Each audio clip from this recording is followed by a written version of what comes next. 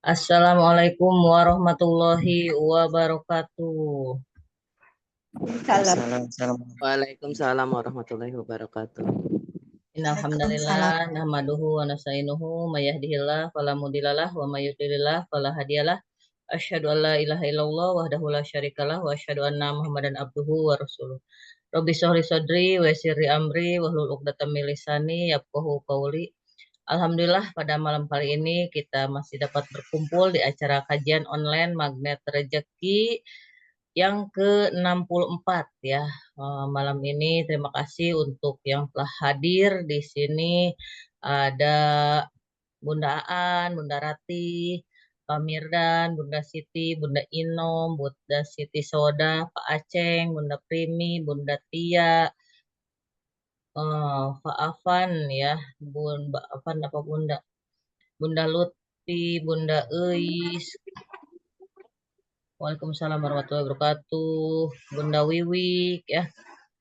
Baik, alangkah baiknya sebelum kita mulai, mudah-mudahan ilmu kita di majelis ini ya, dengan ilmu ini kita niatkan luruskan hati supaya mendapatkan berkah dari ilmu ini. Kita berdoa mudah-mudahan bermanfaat untuk diri sendiri maupun untuk keluarga kita dan orang-orang sekitar kita ya.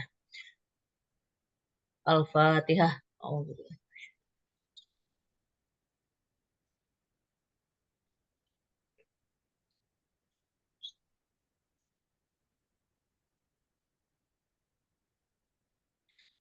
Baik, karena ini waktu kita tidak banyak ya, kita ada ice breaking ya. Nanti ice breakingnya di tanggal 9 aja ya, kalau pengen olahraga Muhammad Ali ya.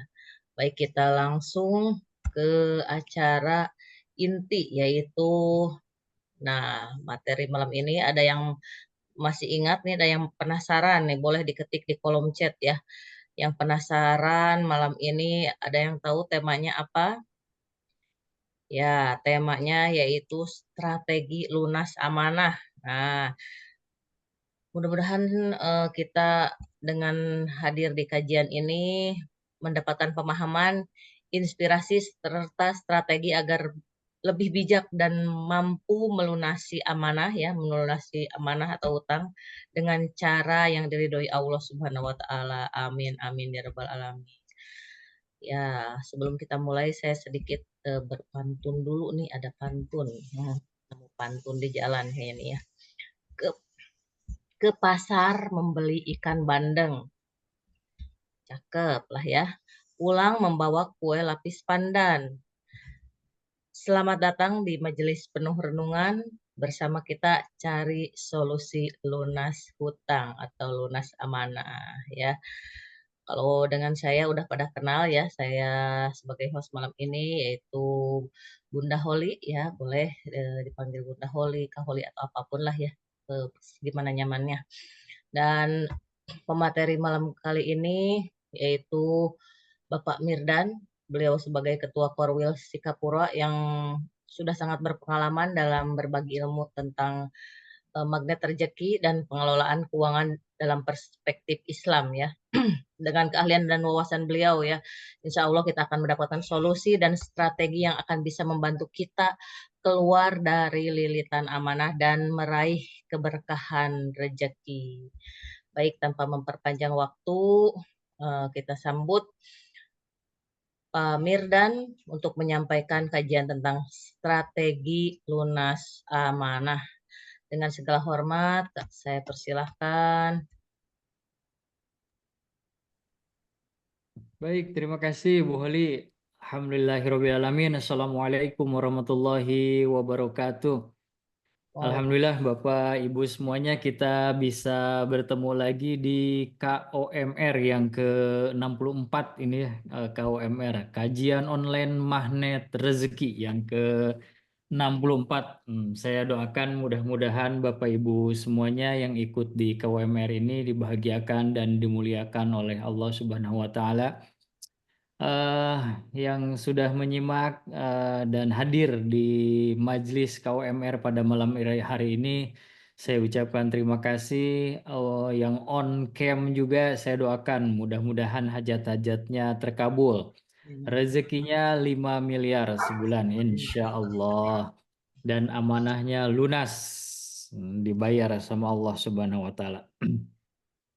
Baik Bapak Ibu, ini materi malam hari ini adalah saya mengambil tema strategi lunas strategi lunas amanah, karena banyak sekali ini akhir-akhir ini curhatan. Nah, curhatan yang datang gitu ya, nanyanya tentang lunas amanah. Nah, ini amanahnya ternyata yang digali-gali itu amanahnya kebanyakannya pinjol. Nah, mudah-mudahan alhamdulillahirobbilalamin dengan berkumpulnya kita semuanya di majelis Zoom KOMR, kajian online magnet rezeki yang ke-64 pada malam hari ini adalah bisa menjadi wasilah untuk kita semuanya bisa menyelesaikan semua amanah-amanah yang kita punya dan bisa menyelesaikan semua persoalan hidup kita.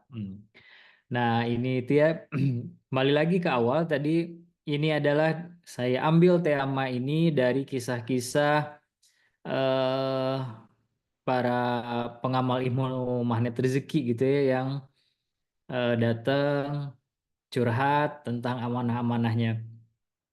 Dan kalau kita lihat gitu backgroundnya, kalau saya lihat backgroundnya amanah itu datangnya rata-rata dari pinjol. Nah, karena saking gampangnya ini kita bisa mendapatkan pinjaman online. Bahkan eh, bukan dari hanya apa namanya,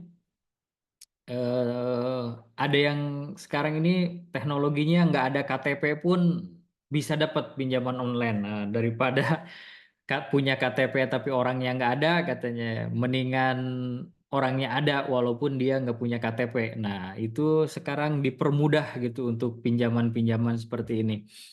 Ada juga mahasiswa gitu ya, mahasiswa yang sedang kuliah karena bermodalkan kartu mahasiswa, dapat juga itu pinjaman online. Nah, ini akhirnya mental kita ini jadi mental orang meminjam. Nah, terus yang jadi persoalan adalah yang jadi pertanyaan, apakah di zaman dulu gitu ya, di zaman Nabi Muhammad SAW itu, apakah ada orang yang meminjam uang gitu? Apakah ada orang yang punya amanah? Apakah ada orang yang punya hutang? Ada, zaman dulu juga memang ada orang-orang yang punya hutang atau amanah, tapi perbedaannya cara menyelesaikannya.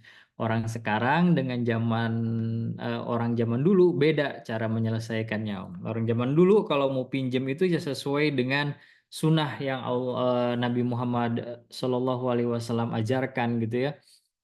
Nah, ini banyak nih, bahkan ada cerita-cerita ada yang mau sampai bunuh diri gitu gara-gara hutang, gara-gara amanah yang dia punya. Ada yang sampai mau bunuh diri, ada yang suami istrinya mau bercerai gitu ya gara-gara amanah ini. Nah, ternyata sumbernya adalah sama rata-rata dari amanah yang mereka punya. Nah, kita telusuri dulu bagaimana sih ini amanah bisa hadir dalam kehidupan kita gitu ya.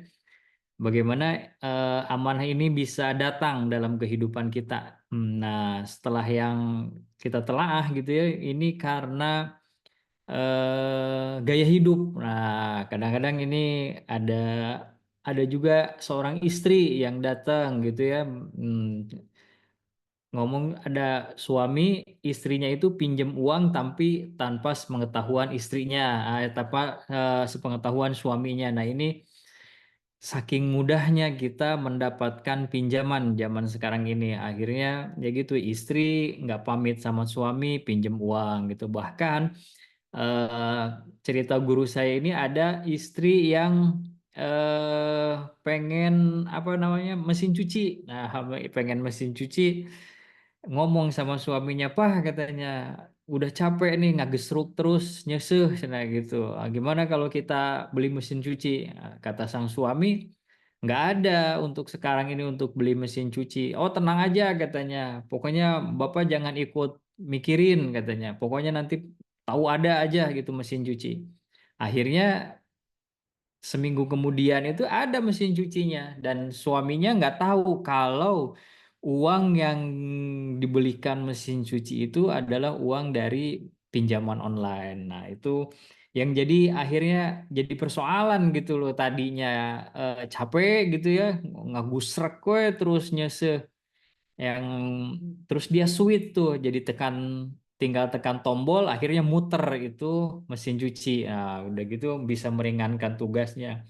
Tapi berjalannya waktu ini nggak bisa menjadi solusi juga gitu untuk ini ibu karena setiap tanggal berapa gitu 12 atau 22 gitu ya, nah, dia harus bayar tuh cicilannya gitu, harus bayar cicilannya ke pinjaman online. Nah, ini jadi satu persoalan tersendiri gitu. Terus mungkin ada juga para suami-suami ini yang pinjem uang untuk kebutuhan, untuk membiayai kebutuhan hidup keluarga gitu ya, untuk biaya sekolah, untuk apapun lah gitu. Nah, ini juga ada. Bahkan ada juga yang curhatnya pegawai bank. Nah, ini dia yang lucu gitu. Ada pegawai bank, dia kerja di sebuah bank gitu ya, bank nasional lah gitu sebutnya. Tapi dia pinjem uangnya ke pinjol. Nah, ini dia nih, pinjem uangnya ke pinjol. Akhirnya agak menggelitik gitu. Ini orangnya kerja di bank tapi pinjem uangnya ke pinjol. Terus ada lagi yang punya beberapa puluh akun pinjol gitu. Dia pinjam ke pinjol A, pinjam lagi ke pinjol B gitu. Gitu gali lubang tutup lubang. Jadi dia itu pinjam ke pinjol A untuk biaya hidupnya. Akhirnya pinjam lagi ke pinjol yang B untuk nutupin amanah ke pinjol yang A gitu. Ada lagi pinjam lagi ke pinjol C. Nah, yang uang dari uang pinjol C itu untuk bayar amanah ke pinjol B gitu. Gitu terus selanjutnya akhirnya gali lubang tutup lubang. Nah, ini eh, saya pikir ini bisa jadi apa?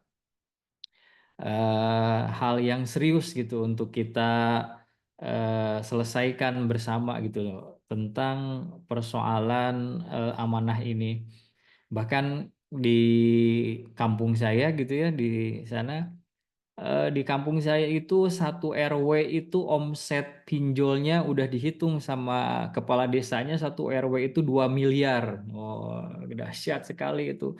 Dalam waktu 1 tahun satu RW omsetnya 2 miliar. Nah, ini gimana nih peranannya eh, tokoh di situ atau bagaimana gitu ya bisa sampai satu RW itu di situ ada beberapa RT gitu ya itu 2 M dahsyat sekali dan itu nah nggak jauh beda lah sama kita yang tinggal di kota gitu ini tentang pinjol ini. Nggak sama aja nggak di kampung nggak di kota sama aja kita udah diserang dengan pinjaman online. Bahkan ada ibu juga yang cerita bahwa dia itu sampai udah nggak bisa makan. Nah, dalam artian bukan nggak bisa makan makan, tapi dia itu udah nggak bisa makan enak gitu. Tuh udah nggak bisa menikmati makanannya yang ada di hadapannya. Karena apa? Setiap mau makan keingetannya itu harus bayar cicilan, harus bayar pinjol gitu ya gimana. Besok harus bayar, tapi uangnya masih belum ada. Nah, ini jadi persoalan yang serius. Saya pikir ini dari eh, kacamata saya gitu ya yang ada di masyarakat tentang pinjaman online ini. Nah, yang sudah saya bilang tadi di awal bahwa di zaman Nabi juga orang ada yang punya amanah, cuman berbedanya cara menyelesaikannya. Cara menyelesaikannya. Nah, kita harus runut dulu ini Bapak Ibu eh, penyebab-penyebabnya nih, penyebab adanya amanah. Nah, ini yang pertama yang saya bisa simpulkan adalah dari eh, persoalan-persoalan yang datang ke saya itu ini pikiran dan perasaannya mereka itu tidak positif. Itu yang pertama nih penyebab adanya amanah. Itu adalah pikiran dan perasaan yang tidak positif. Hidupnya konsumtif tapi tidak sesuai dengan apa yang dia miliki. Nah, ini jadi persoalan tersendiri gitu ya.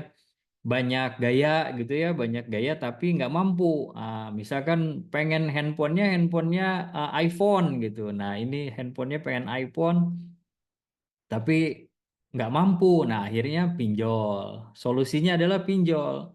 Padahal handphone itu secara ini kebutuhan hidupnya itu dia itu ya nggak nggak ada di iPhone gitu ya, bisa beli yang lebih murah, bahkan ada handphone yang bisa dipakai komunikasi WhatsApp, ke telepon gitu, pakai handphone yang lain yang lebih murah bisa. Tapi karena gaya hidup, karena gengsi. Nah, ini kan gengsi itu orangnya orang yang punya gengsi itu pengen gaya itu pikiran dan perasaannya tidak positif.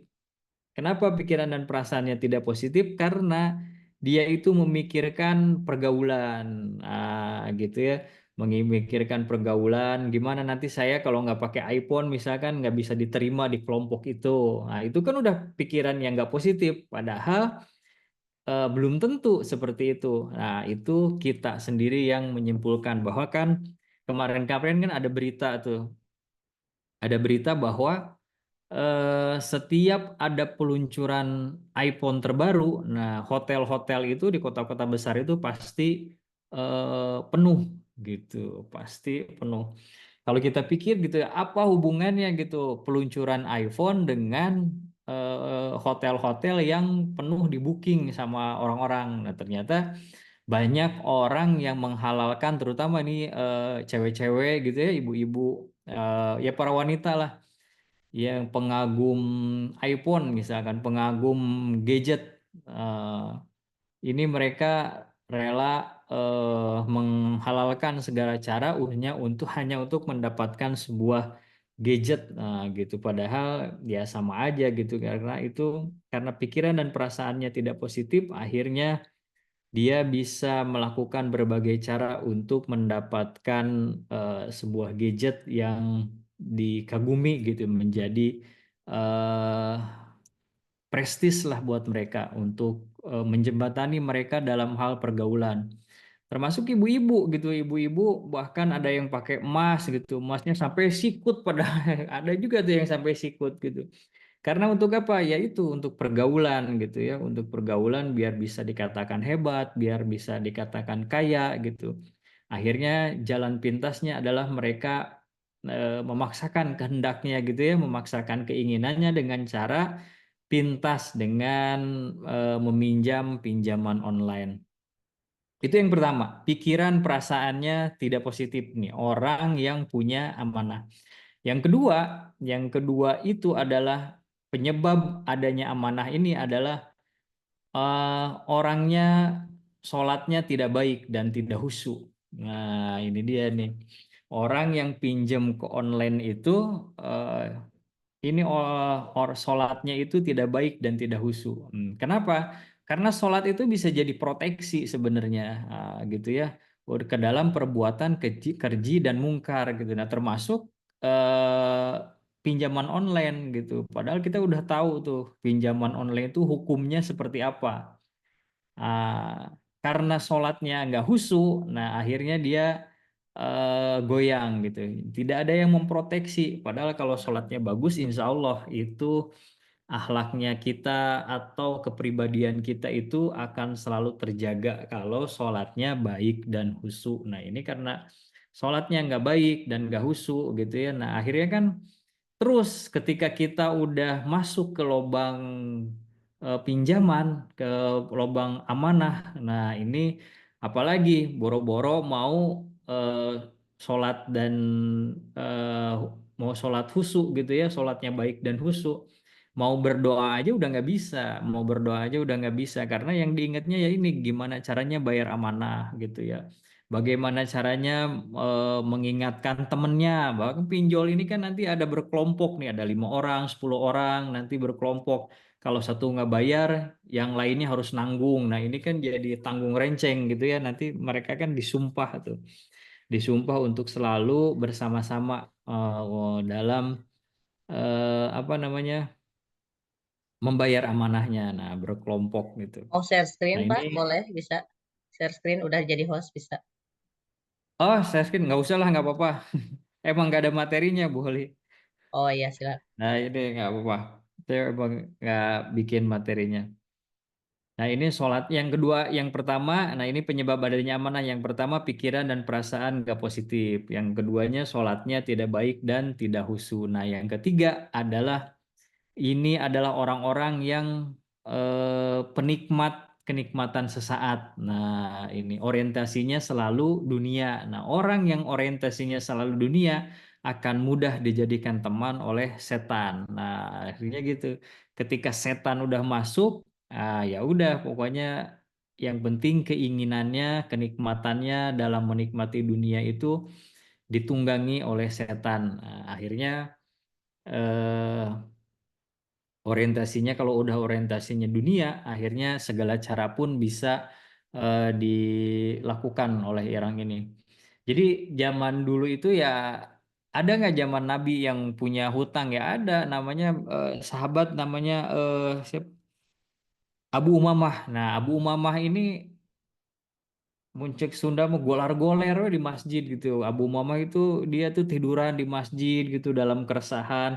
Akhirnya Nabi melihat gitu dan nanya ke Abu Umamah, "Wahai Abu Umamah," katanya, "kenapa kamu seperti kebingungan?" katanya gitu. Gelisah gitu mukanya tuh.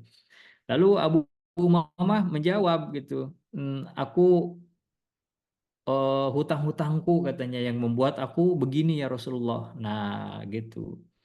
Terus Rasul tanya gitu, Rasul tanya ke Abu Umamah, "Wahai Abu Umamah, maukah kamu aku ajarkan satu bacaan gitu, satu bacaan yang jika kamu membacanya itu akan menghapuskan kebingunganmu dan kemampuan melunasi hutang." Nah, lalu langsung aja Abu Umamah, "Tentu ya Rasulullah." Beliau melanjutkan itu apa? Lalu dikasihlah amalan yang dikasih doa amalan yang kata Rasulullah Shallallahu Alaihi Wasallam itu ini dibaca setiap pagi dan sore hari gitu. Itu Abu Umamah dikasih amalan sama Rasulullah tentang bayar hutang. Nah ini. Nah makanya kenapa Abu Umamah dia itu larinya ke masjid? Nah karena kalau kita ada persoalan udah benar yang dilakukan oleh Abu Umamah. Jadi dia itu datangnya ke masjid. Nah, karena kalau kita punya persoalan datang ke masjid, apalagi datangnya berwudu lalu masuk ke masjid, sholat tahiyatul masjid atau sholat sunat, sholat hajat, sholat tobat gitu ya. Nah itu setengah persoalan yang kita miliki itu insya Allah akan diselesaikan oleh Allah Subhanahu Wa Taala. Nah kita itu akan mendapatkan ketenangan. Itu yang dilakukan Abu Umamah. Betul juga, Abu Umamah akhirnya ketemu dengan Rasulullah dan akhirnya Rasulullah memberikan apa namanya doa. Doa yang harus dibaca sama Abu Umamah setiap pagi dan sore hari. Itu cerita Abu Umamah. Atau ada juga kalau guru saya sering kasih bercandaan katanya kalau punya hutang diem di masjid katanya gitu. Pas ditanya kenapa harus diem di masjid katanya. Nah karena ada yang bilang katanya kalau orang itu nggak boleh menagih hutang di masjid. Nah kalau kita nagih hutang di masjid berarti hutang setengah hutangnya itu lunas gitu. Nah itu ada cerita, saya nggak inget ceritanya gimana gitu ya, ini hadis, ada di hadis Bukhari gitu, tapi saya nggak inget. Coba nanti saya inget-inget lagi nih. Nah itu cerita Abu Umamah. Nah ini kita masuk nih, sebelum saya kasih tahu doanya kita masuk dulu nih strategi bebas amanah. Nah yang pertama strategi lunas amanah itu yang pertama adalah mohon ampun kepada Allah Subhanahu wa taala. Yang pertama mohon ampun kepada Allah Subhanahu wa taala. Kenapa kita harus mohon ampun? Karena dalam setiap amanah yang kita ambil, yang kita minjam sama orang itu, karena di situ ada persoalan. Benar nggak? Bisa jadi persoalannya misalkan yang persoalan yang bagus-bagusnya, misalkan buat biaya sekolah, buat pengobatan yang nggak sehat gitu. Itu kan misalkan dalam artian masih positif tuh pinjamannya pinjaman positif. Tapi ada ya juga yang nggak positif. Misalkan untuk gaya hidup, untuk gaya-gayaan gitu, untuk pamer. Nah, itu juga. Nah, di situ berarti kita itu harus mohon ampun yang pertama, strateginya. Mohon ampun sama Allah karena di situ ada dosa-dosa kita. Yang kedua, berdoa kepada Allah seperti apa yang diajarkan oleh Nabi Muhammad SAW kepada Abu Mamah. Ya, beliau mengajarkan doa kepada Abu Umamah. Ya, doa itu yang berbunyi, doanya itu Auzubillahiminasyaitonirrajim, Bismillahirrahmanirrahim. Allahumma inni auzubika minal hami wal hazan. Nah, gitu. Allahumma inni auzubika minal hami wal hazan wa auzubika minal azmi wal kasal.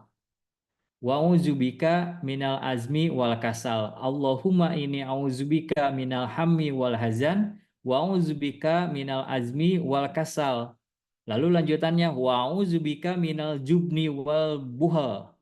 Wa'udzubika minal jubni wal buhal. Wa'udzubika min golabatid dani wa kohrir rijal. Nah, itu doanya. Saya ulangi lagi. Allahumma inni a'udzubika minal hammi wal hazan. Wa'udzubika minal azmi wal kasal. Wa'udzubika minal jubni wal buhal.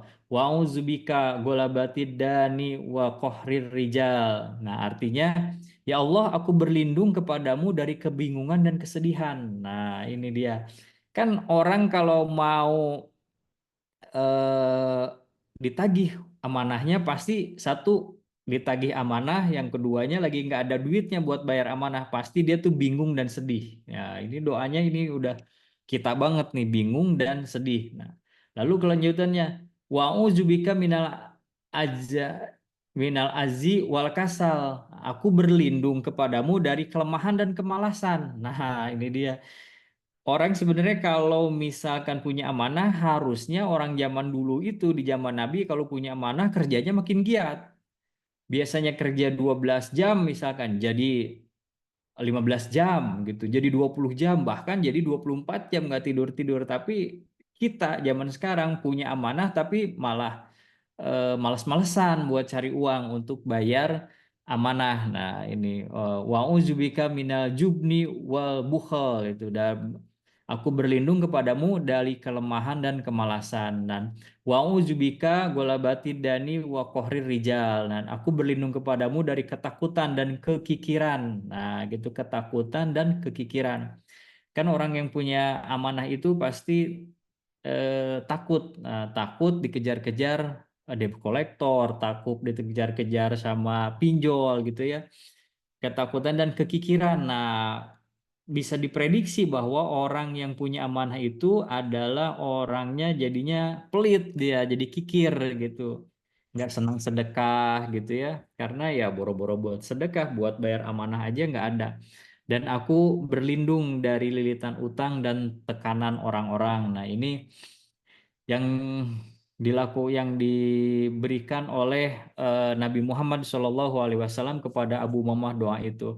Nah, tapi kalau di Magnet Rezeki kita diajarkan juga oleh Ustadz Nasrullah, kalau punya amanah ada yang datang, eh, debt collector datang, langsung ambil air wudhu, sholat, atau langsung garputala.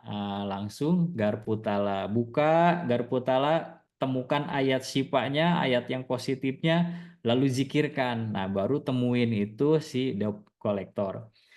Yang ketiga adalah perbaiki gaya hidup. Nah, ini yang pertama, mohon ampun kepada Allah. Yang kedua, berdoa kepada Allah. Yang ketiga adalah perbaiki gaya hidup. Nah, gaya hidupnya jangan yang tadinya konsumtif, jadi nggak konsumtif gitu ya. Gaya hidupnya yang pengen pamer, gaya-gayaan, ya perbaiki jadi hidup yang sederhana gitu. Karena ada satu keluarga yang pengennya makannya di restoran terus, di luar terus gitu ya. Nah, ini kan jadi itu salah satu gaya hidup yang tidak positif. Makan di luar boleh gitu, sekali-kali makannya di luar, tapi di luar rumah gitu, ngampar di teras, nah ngaliwat itu nggak apa-apa gitu. Jangan makan di luarnya di restoran terus. Lalu yang keempat, niat untuk membayar amanah. Nah, ini karena ada orang yang ada punya hutang 50.000 dengan hutang 50 juta. Nah, ini selesainya bisa selesai yang 50 juta dulu. Karena kenapa? Yang punya hutang 50 juta ini, yang punya amanah 50 juta ini, dia punya niat untuk melunasinya. Tapi yang hutang punya amanahnya 50.000, dia itu nggak berniat untuk melunasinya gitu. Nah, ini bisa beda. Nah, yang itu mohon ampun kepada Allah. Yang kedua berdoa kepada Allah. Yang ketiga perbaiki gaya hidupnya. Yang tadinya gaya hidupnya gaya-gayaan gitu ya, pengen dilihat orang karena kekayaan, padahal kemampuan kita nggak di situ. Maka itu perbaiki jadi gaya hidup yang sederhana. Yang keempat, niatkan untuk membayar amanah. Nah, ini yang kelima, yang terakhir, yang kelima adalah minta maaf kepada orang tua kita. Nah, ini karena jarang-jarang nih, jarang-jarang orang yang punya amanah ini datang ke orang tuanya untuk meminta pertolongan, meminta doa gitu. Datang minta maaf ke orang tua, minta didoakan gitu ya. Karena eh, doa orang tua itu ya doa mustajab gitu ya, doa orang tua terhadap anaknya. Bahkan ada riwayat yang menyebutkan bahwa 7 lapisan langit itu akan terbuka ketika orang tuanya berdoa untuk anaknya gitu, dan doanya itu langsung diterima oleh Allah Subhanahu wa taala. Itu yang terakhir, minta maaf kepada orang tua, yang minta maaf kepada orang tua yang kelima. Dan yang terakhir, diikat dengan jurus law of projection. Nah, pikirannya law of projection itu apa kata kuncinya? Pikirannya selalu positif, lalu dalam hatinya selalu lunas amanah, lunas amanah, lunas amanah, lunas amanah, dan itu harus terus dijaga gitu, terus di bangun tidur langsung baca doa, bangun tidur lalu langsung bilang lunas amanah, lunas amanah, lunas amanah gitu. Angkat tangannya lunas, lunas, lunas gitu, bangun tidur lunas, lunas, lunas, lunas amanah, lunas amanah, lunas amanah, lunas amanah. Insya Allah itu akan terproyeksikan gitu. Sel-sel dalam tubuh kita juga akan membantu kita untuk lunas amanah. Nah, ya enggak, yang terakhir berarti tadi yang keenam, dan yang ketujuh pakai jurus kerangkeng uang. Nah, nanti untuk jurus kerangkeng uangnya bisa dipelajari, ada di Telegram, silahkan dibuka di Telegram, audio magnet rezeki tentang jurus kerangkeng uang. Baik, Bu Holi, kayaknya cukup sekian dari saya karena ini waktunya, mohon izin Bapak Ibu, karena Zoom-nya nggak lagi yang premium, hanya 40 menit. Ini di sini ada waktunya 1 menit lebih lagi. Jadi kita nggak buka dulu sesi tanya jawab karena Zoom yang membatasi pertemuan kita semuanya. Yang jelas saya doakan kepada Bapak Ibu semuanya yang punya amanah, semoga amanahnya bisa dilunasi secepatnya dan dibantu oleh Allah Subhanahu wa taala. Amin ya Allah ya Rabbal alamin. Baik, terima kasih. Kita sudah sampai ke penghujung acara. Terima kasih yang sebesar-besarnya kepada Pak Mirdan selaku Ketua Korwil Sikapura yang menyampaikan materi lunas amanah ya, strateginya. Kita udah tadi punya 7 cara ya untuk melunasi amanah. Semoga ilmu ini dapat kita terapkan dalam kehidupan sehari-hari dan semakin kita mendekatkan kepada Allah untuk bisa melunasi amanah kita. Baik, saya tutup dengan pantun lagi. Ada waktu sedikit pantun. Jalan-jalan sore ke kota, singgah sebentar membeli bingkisan. Semoga lunas hutang kita semua, berkah rezeki makin melimpah di kehidupan. Baik, kita tutup dengan doa kafaratul majelis. Subhanaka Allahumma bihamdika, asyhadu an la ilaha illa anta, astaghfiruka wa atubu ilaik.